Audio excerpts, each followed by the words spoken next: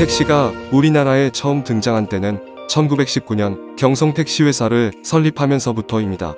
당시 시간당 배절 비용은 쌀 한 가마니 가격인 6원에 달했는데 지금으로 따지면 비행기 요금에 가까웠다고 볼 수 있습니다. 1955년 미군의 지프차를 개조해 만든 시발자동차를 영업용으로 이용하면서 택시의 대중화를 불러일으켰습니다. 고종황제를 위한 포드 자동차가 이 땅에 들어온 지 50여 년 만에 국산 최초의 자동차가 만들어진 것입니다. GM 대우의 전신인 세나라 자동차는 경기 부평에 공장을 꾸려 블루버드 부품을 수입해 차를 생산하였습니다. 성냥갑처럼 각진 시발자동차와 달리 세련된 외형으로 택시 회사들은 빠르게 시발을 버리고 세나라로 갈아탔습니다. 기아 자동차의 브리사는 직렬 4기통 엔진에 연비도 좋고 부품 국산화율을 높여 가격도 착했습니다. 성인 5명이 탈 수 있을 정도로 실내 공간도 넉넉했는데 당시 택시 시장의 판도를 바꿨습니다. 이탈리아의 디자이너 조르제토 주지아가 디자인을 맡은 포니는 우리나라 현대자동차가 생산한 최초의 고유 모델 자동차입니다. 미쓰비시의 직렬 4기통 엔진을 장착했고 부품의 75%를 국산으로 채웠습니다. 1988년 서울 올림픽을 앞두고 중형 택시 제도가 도입되었는데 현대차가 스텔라를 내세워 택시 시장을 빠르게 점유했고 소나타, 대우 프린스 등도 택시 중형화 바람을 타고 인기를 끌었습니다. 1992년 12월에는 모범 택시가 처음 등장했는데 기본 요금이 3km당 3,000원으로 지나친 택시 요금에 서민 부담이 높다는 비판이 나오기도 했습니다.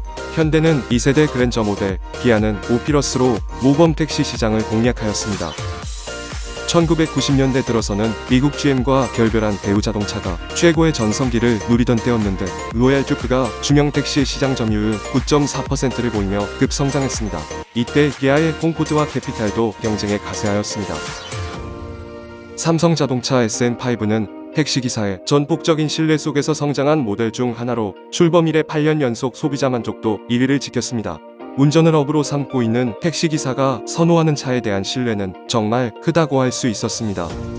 2005년에는 현금이 필요 없는 카드택시가 최초로 도입되었으며 기아자동차가 택시 시장에서 강세를 보이기 시작하였습니다. 로체 택시를 시작으로 K7 택시, K5 택시를 잇따라 선보이며 인기를 끌었습니다. 2009년에는 연료 소비 효율이 좋고 배기가스 배출이 적은 국산 하이브리드 택시가 등장하였습니다. 서울에서 처음으로 현대 아반떼 하이브리드 택시가 운행을 시작하였고 다음 해에는 소나타 하이브리드도 출시하였습니다. 현대차의 YF 소나타가 전국 개인 택시 3만 대를 돌파하며 압도적인 1위를 차지하였고 NF 소나타와 LF 소나타의 인기도 만만치 않았습니다. 연 4만 대 규모의 택시 시장 가운데 80에서 90%를 점유하고 있습니다. 서울의 택시 요금은 2019년 3,800원으로 오른 뒤 현재까지 그 가격이 유지되고 있지만 4-5년 주기로 요금이 오른 걸로 봐서 조만간 인상이 예상됩니다. 또 한 가지는 올해 안으로 서울 택시 요금 산정 방식이 바뀌는데 위치 정보 시스템 기반의 모바일 애플리케이션 미터기를 본격 도입한다고 합니다. 실시간으로 시간, 거리, 속도를 계산해 기존 바퀴 회전수를 측정해 요금을 산출하는 방식보다 정확도가 대폭 높아진다고 합니다. 무려 100여 년 만에 변화입니다.